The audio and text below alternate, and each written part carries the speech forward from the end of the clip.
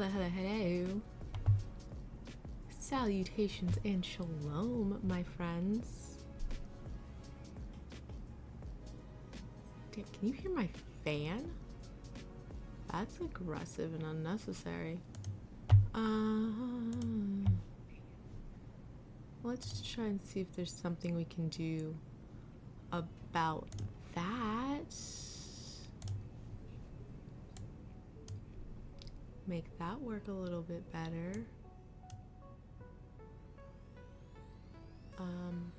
Maybe. If we lower it a decent bit, does that work? I gotta balance everything else out though. Try that. That's here. You're gonna need to go there.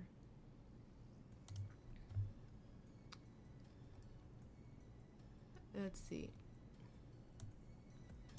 How do we feel about this? How do we feel about this sound? Oh, that's relatively fine. That's relatively fine. Go echo from.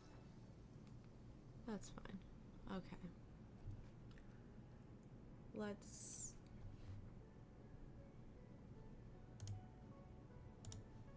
No. Life is a disaster. Let's try. Why did I turn this up? I can't remember. Let's try turning this there, put you down, and see how this works. How does this sound? Do we like this sound? I think that's better. That's better.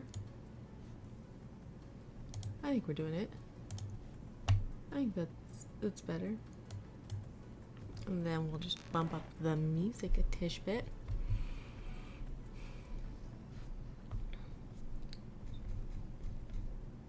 Just a tish. Just a smidgen. Just for vibes. We're just here for vibes. Okay. Let's get into it. Salutations, friends. My name is Brianna Sukiyama-Bond, otherwise known as No Ordinary Scholar, and I don't have good things for this book. I don't have good chat for this book. We did give it 1 star, as you can see. Yeah. Let's start with a summary of the book. So The Dark Place.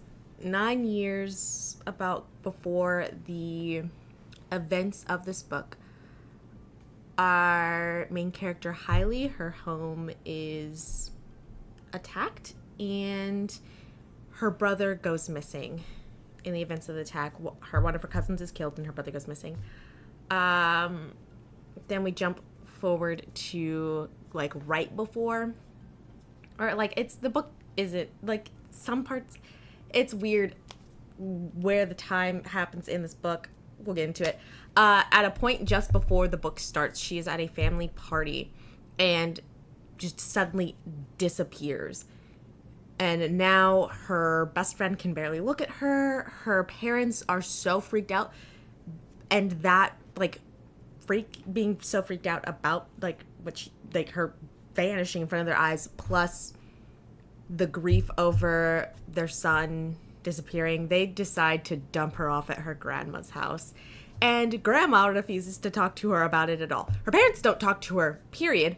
Grandma won't talk to her about this or about her brother at all. And that doesn't do well for Hailey's mental health. Hailey then meets a boy, and they come to the conclusion that this is all actually time travel, and he can do it too. But it's like she's going off into this like alternate reality. It's a whole thing. That's basically the plot of the story. I will be going back into updating, adding more information as we get to parts of this discussion that need some more information, but I think it would better serve us to actually start getting into some of the issues I had with this book rather than kind of like trying to go over, see if I can hit all the plot points first and then to connect them back. I might as well just get to the discussion points and then I'll add in information about the plot as needed. So this book has a poorly handled theme of lying. And to say that the way it is handled lacks nuance would be the biggest understatement of the century. It approaches the concept of lying like kind of in the way that you would with a toddler, like zero understanding of like anything of like actual communication and personal need, zero understanding of any of that. And it reminds me of the Code of Silence. I forgot to, let me actually do that really quickly. The Code of Silence was what of, hold on. Can I update this description really quickly? The Code of Silence was a book I read and reviewed on my other channel, you know, back when I was having like a bit of identity crisis with these channels. Let me copy link.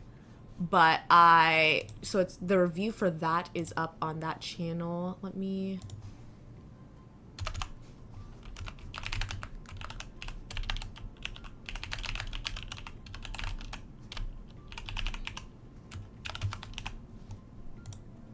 cool. So I don't know if you'll need to refresh your screen or whatnot, but I did update the description to show the Code of Silence, the link to the Code of Silence review on the other channel. Genuinely one of the worst books I've ever read. Yeah, you might have to update your page, update the page in order to see the link now. But genuinely one of the worst books I've ever read. Absolutely hated it. Again, there were some themes that were handled not only just poor understanding of like the concepts of like lying and whatnot, but also sprinkled in with like deep bigotry as propaganda to high hell, and just the simple fact that when this character stopped lying, it actually almost got him killed. So the author didn't even handle the theme of lying, but it wasn't as bad. But like the lack of nuance with the concept of lying in this book very much reminded me of the Code of Silence. And you have these like two facets of it in this book. You have one, which could have been a really, really good thing to delve into, was the issue of the way a lot of Black families will try to run from and hide from trauma by not talking about it. Then the author just completely nerfs that line of discussion, just completely shoots it down, undercuts it, and we will be getting into the parents soon, because that's what the parents and the grandma do. They just refuse to talk to her about any of these subjects going on. They completely shut her out, and she is left alone to process these feelings and process these things that she's been going through alone as a child, when adults around her should be helping. But then you have this other recurring concept of lying, where our main character, prior to the events of the book, we're told she has an issue with lying. And there are a couple examples where it seems like that's a legitimate, like, those are lying. You shouldn't say that. But you also then have her push this idea that everyone around you is entitled to everything about you. And so if you don't tell people every single thing about you, right from the get-go, even if it's because you're just not comfortable, you don't trust them like that, if you don't tell everyone everything all of the time, then you are actually a terrible person. You see this twice. You see her, she is again going through a shit ton of emotions and trauma, and she's trying to process this. None of the adults around her are supporting her. Her best friend's not supporting her, and she's feeling like depressed. She's feeling like shit. And this new girl that she just fucking met is like, "Hey, how you doing?" And she's like, "I'm fine." And that's another lie in the bucket. What's wrong with me? Like, you're allowed to have boundaries. You're allowed to take time to get comfortable with someone. You People are not entitled to all of you. You are allowed to preserve your space and, like, protect yourself until you feel you are comfortable. Like, that's fine, but this book pushes it like it is just as bad as all of the people, like, all of her family neglecting her, and it's fucking annoying. Then you also have this boy that she meets. She disappears in front of him, and he starts talking to her, and he's like, he asks her questions about it, and then immediately, like, they're together for 10 minutes, and he's asking her questions about it, and then he has to go pick up his little brother, and they leave for the day. The next day, he sees her for 5 minutes to drop off some comic books, and then the literal next day, they play with his brother, watch a movie with his mom, and then immediately after that, he tells her that he can also disappear, time travel, whatever. And she's like, you lied to me. I just like, and his explicit reason was like, I've had this like turn out bad before, and I did not feel comfortable talking to you. And that's absolutely fucking fair and valid. And also, it's like, it's not like he waited 2 days to literally the first free moment y'all had. And I, like, again, and it's not even like they had this blow up, this bullshit fight, and that, like, and they blew over, and we at least get to move on. No, they kept fucking bringing it up. They kept bringing it up as the time he lied to her. And I, like, again, it's, if you are not comfortable with someone, you do not have to tell them everything about you. Even if it is something like, even if it is something like she would have appreciated, like, part of it is she would have appreciated being able to bond over him, over, like, the fact that they can both do this. She's, like, that's still, he's not owe that to her as someone he's met, like, 3 days ago. And also, on day 3, he fucking told her. Like, it pisses me off the way this book pushes. Like, this alone was enough for me to be like, I could never recommend this book. I just genuinely hate how it's trying to describe lying and trying to, like, demonize people having boundaries and protecting themselves from people they just fucking met. Like, literally just fucking met. But that's that. That's problem number 1. Number 2. Let me get some drink. Oh, we talked about these goddamn parents.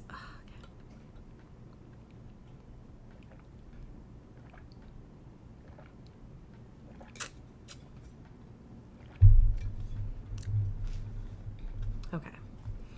So, like I said before, Hailey vanishes in front of her parents, and they're so freaked out that they have her move to her grandmother's house. And the book is really good about showing how this hurts her, but it just refused to go the full way and actually say that these are bad parents. And, like, I could do, like, a whole thing talking about the oppressive history behind the idea of, like, well, they meant well, so even if they're hurting you, you can't actually call them out on it, kind of thing. That, like, you see with a lot of different forms of oppression, but it is something that seems to have a real hold, something that we still have not really gotten past with regards to parents. They still have that pedestal. But these parents, they fully neglect her. They lost one child, and then they failed to be there for the one they still had. They, again, just dump her off with someone else. For the first month of her moving in with the grandmother, they don't contact her at all. She has to reach out to them in order to contact them. And a thing that was set up in the book, and really like, if you didn't want me to hate these fucking parents, it should have been taken on the route of they've been struggling with money. A lot of, it didn't even actually impact much of the story. Like, if we're being honest, the family's been struggling with money since long before any of these issues happened. Like, but, like, that actually didn't end up factoring into the story at all, aside from getting them out of the house that the robbery happened in. But they've been struggling with money, and you could have said that they didn't have the money, and so they wanted to send her to live with her grandmother, And in that way, it would have been something they did for her. They don't have the tools to provide for her as necessary, so they give her to someone that does have the tools. And then they proceed to not neglect her and still fucking contact their goddamn fucking child. But if it had gone about in that way of, I don't have the tools, so I will send you to someone that has the tools, that is something they're doing for her. Here you have them saying, I don't have the tools, and so I'm just going to give you to someone who also doesn't have the tools, but then I'm not the one who has to try and figure out how to get through this. And when you look at it through, the reason I was super interested and super excited for this book from the beginning was because it really read like an analogy for PTSD and for suicide attempt. So, like, especially a suicide attempt, the disappearing, she attempts suicide, everyone is like now looking at her differently. Nobody wants to talk about it because they think it's going to make things worse. And like, that's actually hurting her significantly more. When you think of it like that you can understand how absolutely fucked that is when like your child has gone through a very severe incident, and because you don't like feel that you don't know how to like handle it, you dump her off, you stop supporting her. You can see how fucked that is there. And it's the same thing in this situation. And it gets worse. It just keeps getting worse because you have them not calling her as well, which is another absolutely fucked issue. But it's, again, not the only issue. We will be coming back to that. But you have this scene, and it's truly the scene that was like, I hope these people rot in hell, where her parents, who again have not seen or heard from her in a month, she contacts them and they're like, hey, come over, we'll hang out for a day. She gets there, and they invite a shit ton of people over and proceed to continue to neglect her while she's in their home. Again, haven't seen them for a month, and just still don't talk to her, still don't engage with her, still don't interact with her whilst they're having this party. And what really pisses me off is she again, a very emotionally not okay over being like severely neglected like this, leaves. And the book has the audacity to have her grandmother, everyone be like, that was actually, you shouldn't have left. How dare you leave? You owe your parents an apology. You owe them explanations. That was rude. Absolutely not. This is the part that makes me feel like it is actually just perpetuating this idea that like parents can be bad parents, but like if they're going through something themselves, or if they still love her, then they're not actually bad parents. This, like, making her apologize for this is what makes me think this is just a very horrible take on, like, this relationship that the book has created, and I absolutely hate it. Absolutely hate it. And another thing that, like, really pissed me off is in the end. So in the end of the story, because throughout most of the story, she is time traveling into a different reality in which she can't really interact with any of the things. But at some point, the boy teaches her how to time travel within their own timeline. And so she goes and she accidentally gets her father killed because now she can actually impact things in the timeline. She gets her father killed, and she needs to figure out how to like fix all of this. So she goes back to the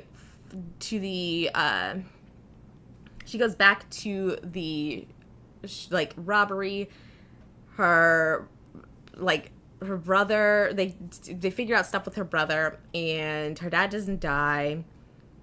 And we come back to the current point in time, but in this new reality in which her brother isn't just missing, and her brother's dead, not missing, and then her father isn't dead.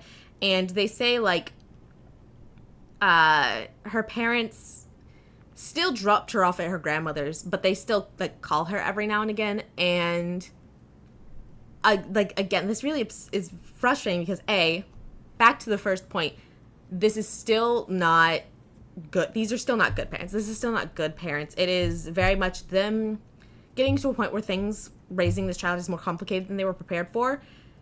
But you don't get to opt for parent light and still get to be treated like a good parent.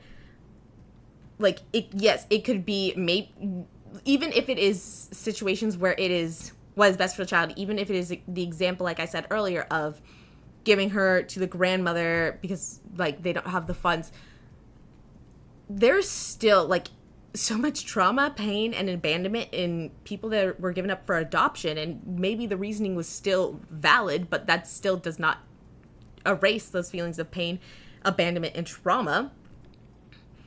And again, you are ceasing to be the parent. So no, you are not the good parent. You are a donor at this point.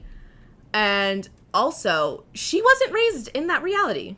So, like, it's weird that we're trying to paint this as, like, oh my God, and then everything was good in the end. But, like, she still literally was not raised with that. She was not raised with these parents that gave a shit about her, that talked to her, that tried to take care of her and be there for her through the stuff with her brothers. She still has all of the trauma from the other reality. So I don't know why we are focused on this as if it changes literally fucking anything.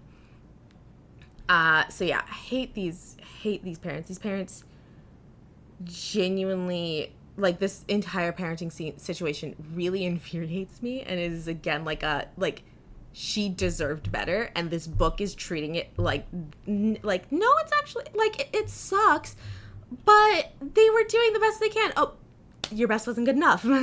Your best wasn't good enough, and we need to say that if things are going to, that's how you break generational cycles, babe. You gotta say, not good enough, let's do better for the next one. We gotta acknowledge, unpack the bad that happened. It's so frustrating. I'm exhausted having been thinking about this book, been prepping for this video, writing up a review. I genuinely was not going to write a review. I was not going to review this book because I think I was going to DNF it at some point. And then I went on to NetGalley to just be like, I don't want to give notes to this book. And they still were like, okay, but type me up a paragraph as to why. I was like, you know what? Fuck it then. I'll go through with this. And now I'm tired. That's still not even, like, the last thing that I hated about this book. Because in reality, the issue with the lying was what brought it down to 1 star. I could never recommend this book. The issue with the parents was infuriating, but it's also, like, that is a major, like, cultural issue.